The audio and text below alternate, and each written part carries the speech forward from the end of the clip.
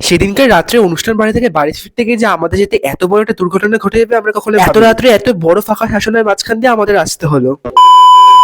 তো হ্যালো বন্ধুরা, আমি তৃষ্ণা দে। তোমরা সবাই কেমন আছো? আমার যেহেতু উচ্চ মাধ্যমিকের পরীক্ষা চলছে, সেই কারণে কিন্তু অনেকদিনই তোমাদের সাথে কোনো ভিডিও শেয়ার করা হচ্ছে না। আমাদের বাড়ি থেকে কিছুটা দূরে একটা বাড়িতে কালী পুজো আছে, সেই কারণে আমরা বাজার থেকে ফল মিষ্টি তার সাথে কিছু ফুলের মেলা কিনে ওখানে পৌঁছাতে পৌঁছাতে কিন্তু আমাদের প্রায় 9টা বেজে গেছে। আর আমার যে এত ঠান্ডা লেগেছে সেটা তোমরা আমার ভয়েস ওভার শুনে বুঝতে পারো। আর ওখানে ঠাকুরের মুখটা যে এত মিষ্টি দেখতে ছিল, সবার সাথে কথা টথা বলার পর আমরা কিন্তু গেছিলাম ফুচকা খেতে। স্টলে ছিল হচ্ছে ফুচকা আর জিলিপি, তার সাথে ভেজ পকোড়া। তবে আমরা যখন গেছিলাম তখন কিন্তু ভেজ পকোড়া প্রায় শেষ হয়ে গেছে। আজ 18ই ফেব্রুয়ারি, মানে রাষ্ট্রবিজ্ঞান পরীক্ষার আগের দুদিন কিন্তু ছুটি আছে বলে অত চাপ নেই। আর 3টে পরীক্ষা হলে কিন্তু আমার এইচএস এর পরীক্ষা শেষ হয়ে যাবে। যেহেতু যেতে যেতে আমাদের অনেকটাই রাত হয়ে গেছিল, তাই বেশি দেরি না করে কিন্তু আমরা সবাই মিলে খেতে বসে। প্রথমে কিন্তু দিয়ে দিয়েছিল খিচুড়ি, তার সাথে কিন্তু লম্বা লম্বা বেগুনি, আর তারপরে পাতে পড়ে গেছিল ফ্রাইড রাইস, আর তার সাথে আলুর দম, আর পরে আর সব শেষে ছিল হচ্ছে আমের চাটনি, পাঁপড়, আর তার সাথে চকলেট রসগোল্লা। আমরা যাওয়ার পরে কিন্তু মিঠুন স্যার ওখানে এসেছিল। আর জায়গাটাকে একবার দেখো কি সুন্দরভাবে ওরা ডেকোরেশন করেছে। আসার সময় তো মোটামুটি আমরা বাড়ির সামনে থেকে টোটো পেয়ে গেছিলাম, কিন্তু এত রাতে যেহেতু আমরা বাড়ি ফিরছি তাই কিন্তু আমরা কোনো টোটো পেয়েছিলাম না যাওয়ার সময়। আর আমাদের বাড়ি থেকে যেহেতু অনেকটা বাড়ি মাত্র 10 মিনিটের রাস্তা, সেই কারণে টোটোর জন্য অনেকক্ষণ ওয়েট করার পরে যখন দেখলাম টোটো আসলো না, তখন কিন্তু আমরা হাঁটতে হাঁটতে বাড়ি চলে আসলাম। আমি আর ভাই তো মোটামুটি বিন্দাস। মা আর জেম্মার অত বড় শ্মশানের মাঝখান দিয়ে আসতে কিন্তু জেম্মার একটু ভয়ই লাগছে। আজকে 18 তারিখ, আর 23 তারিখে কিন্তু আমার পরীক্ষা শেষ। তারপরে যেমন আমি প্রতিদিন ভিডিও আপলোড করি তেমনই আপলোড করবো।